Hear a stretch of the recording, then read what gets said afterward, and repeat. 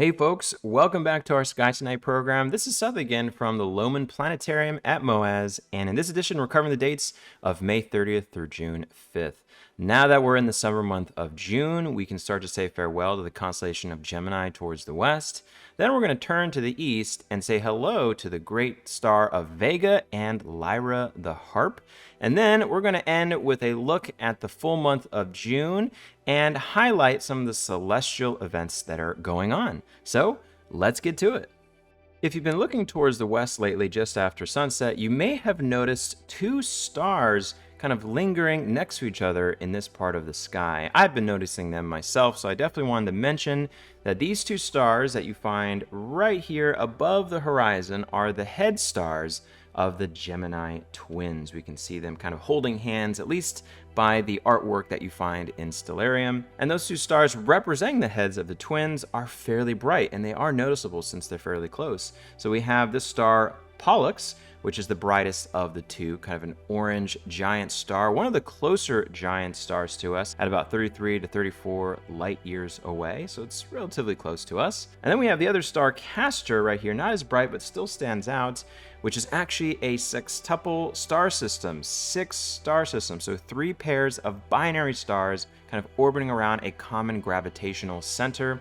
Makes for a really interesting system there, and that system lies a little farther away at just over 50 light years in distance. So those serve as the heads of the Gemini twin, famous characters from Greek mythology. They of course were brothers, but they're sort of half-brother twins. They shared the same mom, but Pollux was immortal because his father was Zeus, the god of all the gods, and Castor over here was initially mortal because his father was the king of Spartan named Tyndareus from those stories. And eventually when Castor died, Pollux wanted his brother to live with him in the sky forever, and so Zeus granted his wish, and they lived together in that area. They're also part of the stories of the famous sailors of the Argonauts in search of the Golden Fleece with Jason. So there's some famous mythology tied to these characters. But anyway, just want to mention Gemini, setting in the west, those two stars of Pollux to the left, Castor to the right that you find there kind of stand out. They're sort of lingering in this area before they fully set as we make our way more into June.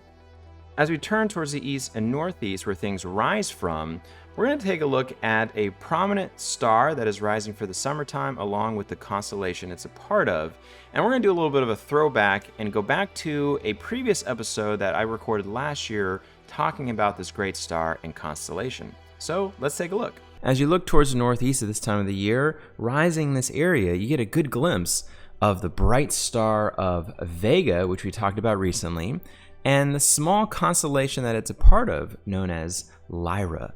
And Vega, as we've discussed, is a very bright star, the 5th brightest star in our sky, one that's relatively close to us at about 25 light years away, a star that is a bit bigger than our sun and hotter since it's a blue-white star. And this star really shines at this time of the year. But if you look closely at Vega, you'll notice some stars right underneath it that almost look like this tiny little parallelogram. I always notice it at this time of the year. And that parallelogram and the star Vega form the constellation known as Lyra the Harp. So very, very small grouping of stars, but you can see that parallelogram. You can see where that star Vega kind of shoots up above it just a little bit. Turning on the picture gives you the harp that we can find here. This harp, also known as a lyre, has quite significance in Greek and Roman mythology. And as one of the stories go, this is considered to be the first lyre ever produced, and it was created by the Greek messenger god Hermes, who created it out of a tortoise shell. And at some point, he gifted this musical instrument to Apollo, the god of the sun, of archery, and of music and dance. Apollo was really impressed by the musical talents of a mortal man named Orpheus. Orpheus was a legendary musician, poet, and prophet, and when he was given this harp and when he played it, it charmed and influenced anyone and anything that was hearing it, even inanimate objects. When he played it even in front of trees, rocks, and streams, it could influence even those objects. The music was so beautiful. And in this story, Orpheus married a nymph, a woman named Eurydice, and sadly, right after they were married, Eurydice stepped on a snake and died. She was then sent to the underworld, governed by Hades. So Orpheus took upon himself to rescue his wife. He traveled to the underworld, and he played his beautiful harp to Hades and Persephone. The music was so beautiful and magnificent, it convinced Hades to allow Orpheus to take his wife back to the mortal world. The deal was, he could never look back at Eurydice on his travels out of the underworld. So they made their way out, and as they traveled, Eurydice eventually fell behind Orpheus. And right before they made it to the mortal world, Orpheus couldn't help himself. He was so worried about his wife. He looked back at her, and it broke the deal. Eurydice was immediately sent back to the underworld, and of course, Orpheus was terribly sad and distraught and spent the rest of his days playing his harp and wandering aimlessly around the world. Eventually, Orpheus died, and there are competing stories of how he died, but eventually he died and was reunited with his wife back in the underworld, and to remember Orpheus forever, his harp, or his lyre, was eternally enshrined into the stars, a constellation that we see every summer. Now, as we look ahead to the month of June and all the celestial highlights to look forward to, we're going to start with June 14th with the full moon occurring on that date. And that's when you're actually going to find the moon situated inside the constellation of Sagittarius, that great summer constellation we spoke of recently. There it is, rising with Sagittarius. And the full moon at this time of year, generally speaking, is called the strawberry moon. And that's tied to strawberries that are commonly harvested at this time of year where they grow. So we have a very fruit-inspired moon at this time of the year. And this is not only just a regular full moon, this is also a perigee moon, or what you sometimes see in the media, the supermoon. And all that is when the moon is close to us in its orbit and it's full. So that means it's going to be a little bit bigger and a little bit brighter. And I always discuss that a supermoon is a rather recent term that's been used. And even though the moon won't look that much different to your eyes, it's still nice to appreciate the moon being a little bit closer and just a little bit brighter. And I always believe any way to emphasize the moon and to talk about it is worth it for me. So we can celebrate a supermoon, a perigee moon as we call it in astronomy, or just a full moon that we have at this time of the year. On the morning of Thursday, June 16th, we have tiny little Mercury reaching its highest point above the sky in the morning. That's called greatest elongation west. That's where we find it highest above our sun in this area of the sky, looking to the east here in the morning. There is Mercury, the closest planet to our sun.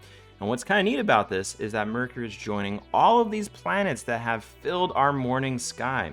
We still have Venus just above it there. We zoom out a little bit more, we can also see Mars and Jupiter that have kind of swapped positions in the sky, and then Saturn as well. And on this very morning, the moon is pretty large too, right over there more towards the southwest.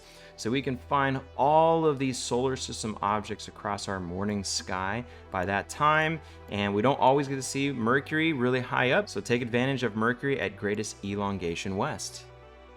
On Tuesday, June 21st, that is when we have our summer solstice, which for us in the northern hemisphere marks the beginning of summer. And of course, for our friends in the southern hemisphere, this is their winter solstice, the first day of the winter time since the seasons are flipped. But speaking for the northern hemisphere, this is the time of year when we have the longest amount of day and shortest night, and when the sun reaches highest position above our sky, and also the highest position above the celestial equator. This is the ecliptic line, the path the sun seems to make in the sky. And during the summer solstice in particular, that is when it's highest above the celestial equator. And so for us, that means the sun is highest up, the light hitting us more directly, and that's of course why this time of year it is warmer.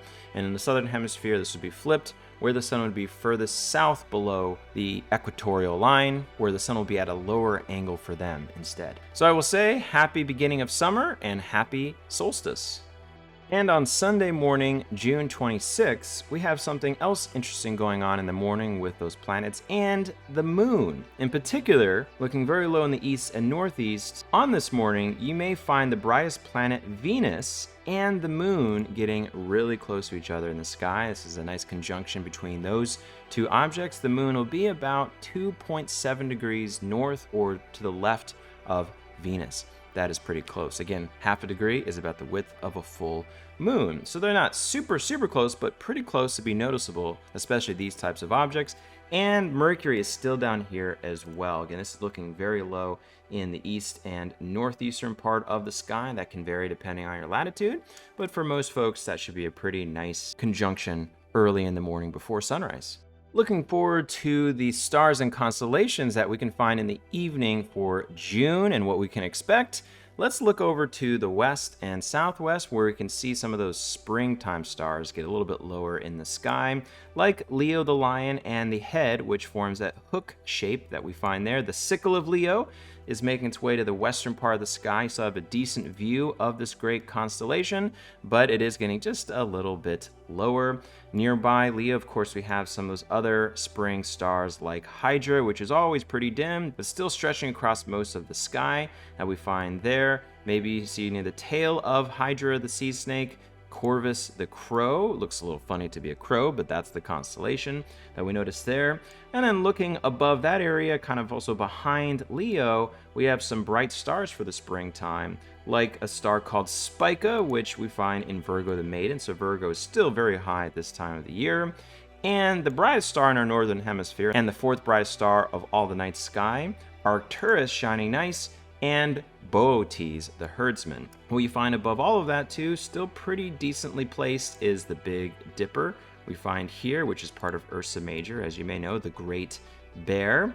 And as we talk about quite frequently, the Big Dipper points you the end of the bowl. These two stars here, if you just focus on the Dipper only, points you to the North Star Polaris, which is part of the handle of the Little Dipper, or Ursa Minor. So those springtime objects are quite nice, that are still pretty high in the sky. You have a decent amount of time to see them in the month of June, even though summer begins by then.